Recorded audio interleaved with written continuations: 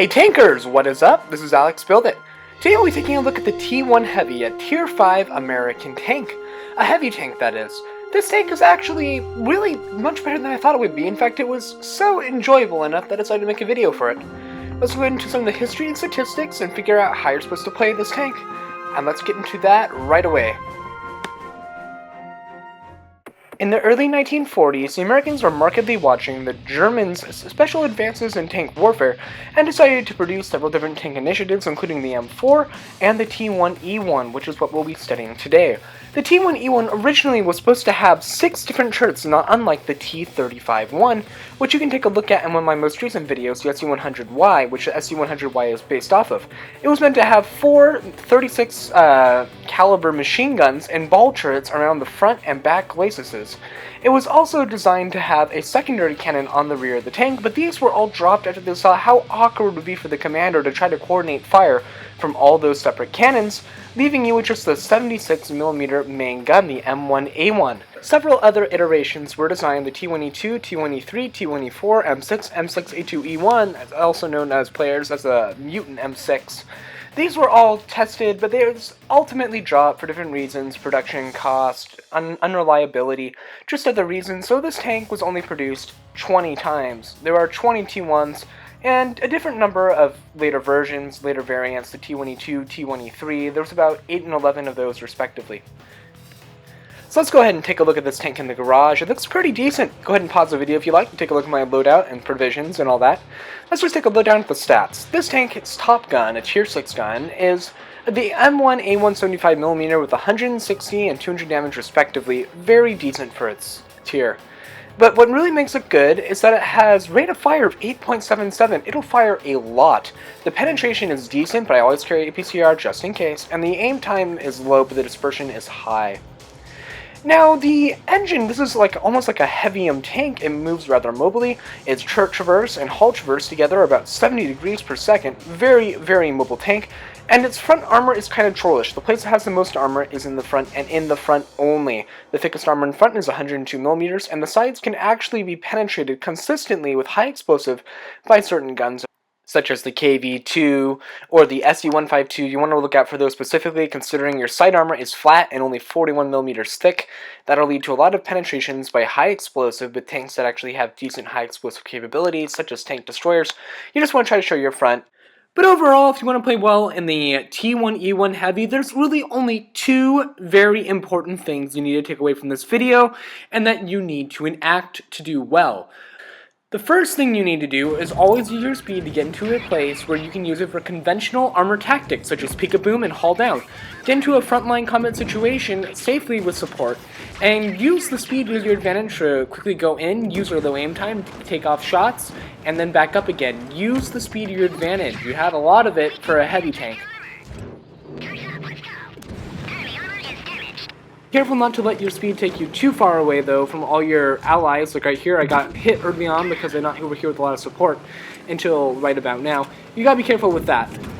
Now, the second thing is always show your frontal armor towards the opponent. Always, always, always. Never show your armor to anywhere else, otherwise you're absolutely gonna get wrecked. Now, those are the 2 keys to success. With those, you should probably find yourself doing pretty well in matches. Alright, loading into our first game. I am platooning with Mr. Steal Your Kill. Looks like he's gonna go ahead and ride in his Crusader. We're gonna get this done, top tier. Now, whenever I move forward, I'm always gonna try to keep my front, no matter what, towards the opponent. It's where the strongest armor is. Your strongest armor is on your turret, so if possible, try to just play hull down. Now, even if the enemy's able to penetrate your turret, just by being hull down shows a much smaller target, and if they're inaccurate, they're too far away, or any of those factors that may miss you, and that gives you protection just as much as if the round had hit the gun manlet and bounced off. Now, the sides, like I mentioned before, are very weak. There are some tanks that can confidently penetrate it with high explosive, even at this tier, such as the Panzer IV with the derp. That'll go through and cause about 400 damage. This tank has a lot of HP for its tier, 750, that's pretty decent. It's relatively a heavyweight tank, and yet the mobility is still rather exceptional for a tier 5 heavy. Already where I need to be, peeking around in the corner, showing that my front at a very, very high angle. If I move any further forward, then it'll be get shots on my side, which is where the weak armor is, or the side cheeks of the front armor, which are just a little bit weaker than the superstructure in front. So you just want to be careful with that, and not extend too far out whenever doing this. I'm just waiting to see if anyone's going to make a move. And so far as we spotted no one, I'm going to make a run for it and see if I can't get to the other side where that house on the left is, but first making sure that I'm not about to YOLO rush while there's like 4 people watching. I'm looking if anything else develops. Showing my front. Oh look, there's the side of a T1 Heavy. Get a shell into him. Looks like he is getting absolutely nuked. The dispersion on this gun is bad. Ooh, ammo rack. Oh yeah. But besides the ammo rack, the dispersion on this tank is bad, but the aim time is really, really low. So you're going to pump a lot of shells very quickly, but they may not always go where you mean to shoot them. The further away they are, the more accurate your gun will be, which is why it's very decent to have provisions or consumables that help your aimer, your gunner that is, actually, and you'll be able to hit a lot more of your shells if you actually have those consumables active.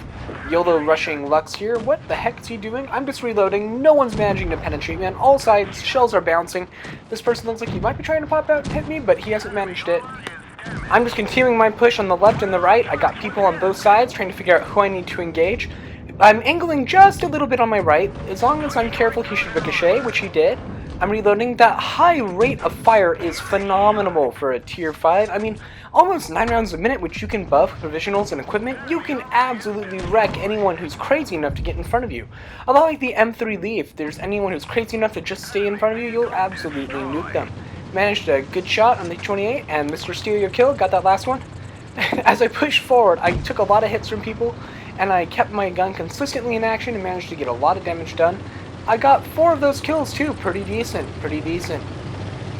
Gonna just try to push up while I'm just typing to my teammate as I'm running forward. Trying to find where this last guy might be, thinking he might be on the left, but it's a probably good chance he's on the right. With such a large map area to cover with this last guy, it's good to just kind of split up and figure out where they're going to be. Looks like he's going to be on our right. Thankfully, they got rid of that camping corner on the top left. Do you remember that? That used to be a good place you could go. Kind of a good and sad thing they decided to get rid of it. And that's the end of that game. Very decent. I got 4 of those kills and managed to just be like in front. I was the damage shield. Good game. Let's take a look at what happened after. Looks like I did most damage and most kills. Pretty decent, pretty decent. Now here's going to be a game with Lokeen. He is another club war gamer. He's a streamer. You can check out his streams at Mob Crush, and he also has a good medium guides that he has on the forum at forum.wotblitz.com. I totally recommend that you try out forum.wotblitz.com if you enjoy this game. Just take a look at the different threads they have there. I have a lot of guides and reviews. That's how I got into club war gaming, which let me test out all this cool stuff and make videos for you, and it's been just a really cool experience. Anyway, yeah, I'm with Lokeen, a fellow club war gamer. He was actually streaming while this match was live. Now, this map, I decided to usually go center. Now, while the Kates are a decent strategy for some tanks, I honestly had a lot of bad experiences with that, and I find that I do much, much better if I decide to play the center with like these stacked crates. Now, depending on how many enemy tanks I find, I might either push up, and I might end up coming no further than the crates, depending on how many people I spot.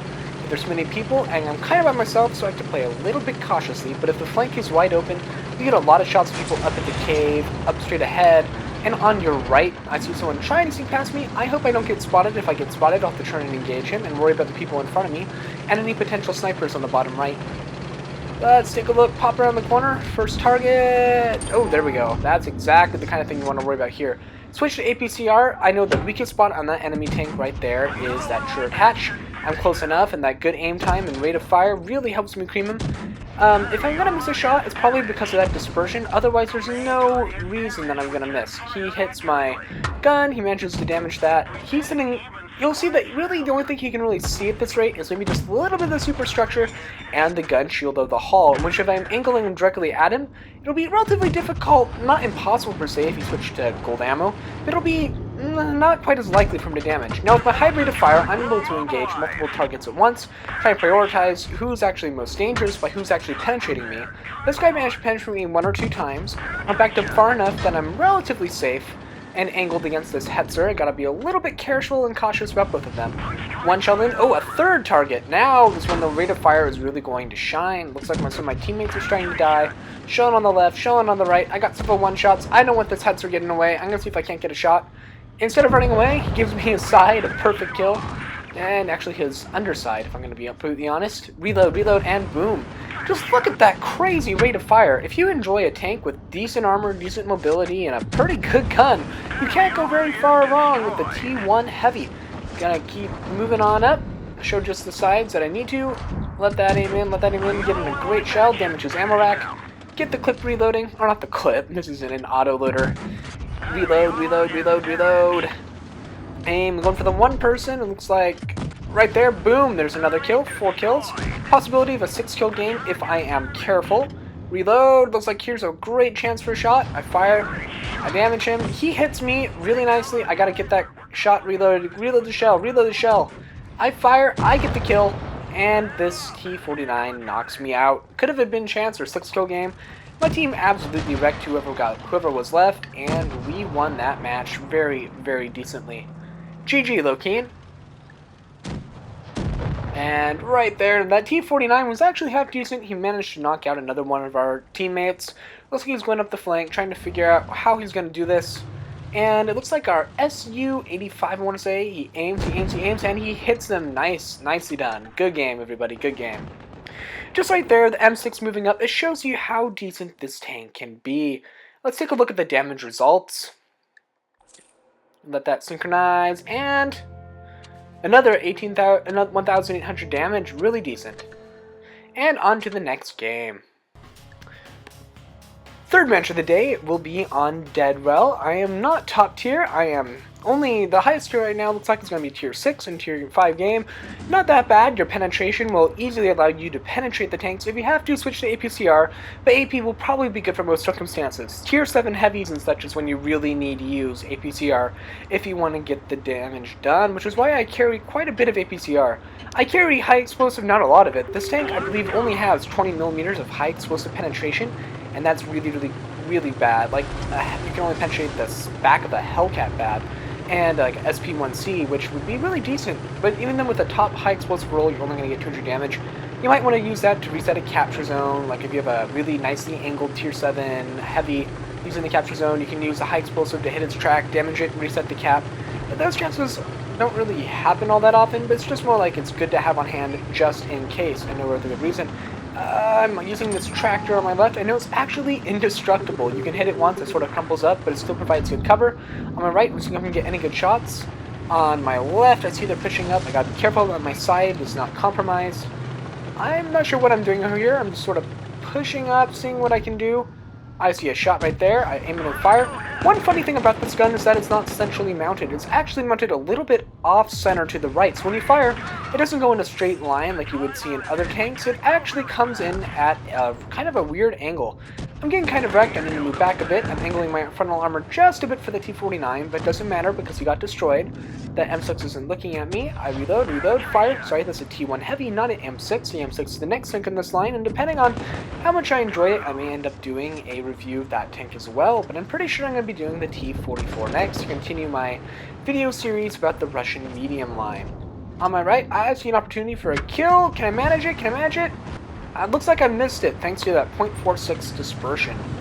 Really annoying. That's really the only thing you have to dislike about this tank, and the side weak armor. As long as you're careful about those two things, you're good. There he goes. He bounces a shell. I get my gun in action. Wait for a shot. Fire. Peekaboom. This tank is great at peekaboom because of the mobility. You're in, you're at fire, and you get out. Thanks to the high rate of fire, it makes it very, very decent. Almost one of the best tier 5 heavies in my opinion. The KV-1 is an absolute monster though. It does not beat out the KV-1. It definitely beats out the VK36.01H by a lot. At least in my opinion. I didn't enjoy that tank all that much. This one I really did enjoy, enough to make a video for. Moving up on my left, I'm showing my side armor, which probably wasn't my smartest move, but I didn't have a lot of room to churn. Just trying to be cautious to make sure there's no one around the right who'd have a perfect flat side shot instead of a nice side shot. Get a shell in, he hits my track, and I'm just going to keep on moving. Not a great place to get stuck and just wait for the repair to work itself out, so I just spend the extra credits and keep on moving, even though I'm not in imminent danger. Switch to APCR to be safe, pop up around the corner, get a great shot in. Think about backing on the way up, because he's not even looking at me and focused on someone else. I can keep moving up. APCR to the lower plate, there's one, and thanks to that just amazing rate of fire, I'm already reloaded by the time I need to engage again. The M4A3E8 managed to give me one good shot. He hits me once. It's time to back up. No, you will not kill me. Not on my watch. And I missed the kill by just a few HP.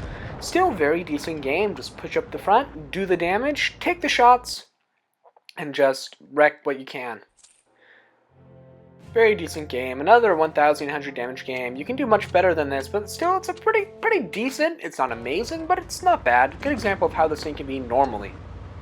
Alright, I'm platooning again with its Mr. Steal Your Kill, and we are going to go ahead and take the hill. And with my decent speed, I'll be there not as fast as the mediums or lights per se, but I will get there in a timely fashion and use just my turret. I'm going to try to show just my turret, and just go in there and use my high rate of fire, almost 9 rounds a minute, to just absolutely wreck whoever decides to show themselves over the hill. I'm just following the train over here, going full speed. Looks like we have one person trying to stay back when other guys are coming. It's decent to have one sniper set up in that back corner where I'm looking at right then. They can support you if you have people coming over the center of the hill or Buka on the right. Honestly, I'd like to see this map rebalanced a bit. I'd like to see the not the spawn location, but no, I switched to APC right there. I didn't want to make sure I made that shot. I want to see the flag capture zone move to that town behind the hill. It would actually make that area worth going to. Right now in its current meta, it's just not worth going to over there. It's a waste of time. Your team will get wrecked by the time they get there, but that would really change the map strategy a lot instead of just everyone to the hill. Everywhere else is not quite as important. Except for the island on your left, not the island, but the place by the lighthouse. There's some good sniping spots there for now and then. Get a shell in. You see I'm taking hits, but none of them are going through. At least they're not attacking me. Seeing if the high explosive would go through. The high explosive is just so wimpy on this gun. That, on most other tanks, that probably would have gone through the side of a T1E1. Moving on the side, see if he's looking at me. No, he's not. Get a shot in, reload. I'm showing off my side to other people, probably not the best idea. Get a shell in. I was just doing that because I was looking at the person I'm actually shooting at. My team is absolutely wrecking them. Pushing around the side, and this leopard actually manages to catch me on fire. I have never had that issue in this tank more than twice in the whole long grind for this tank. The line is really enjoyable. I'm probably going to do a T44 video next. Watch for that relatively soon, maybe a week and a half. Depends how much time I have. Anyway, thank you so much, tankers, for just watching some gameplay, a little bit of review, a little bit of history for the T1E1 Heavy.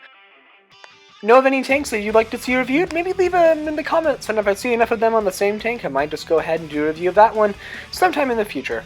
Anyway, thanks for listening, folks. If you liked it, please leave a like, comment, and subscribe. Alex build it out. Blitz on, tankers.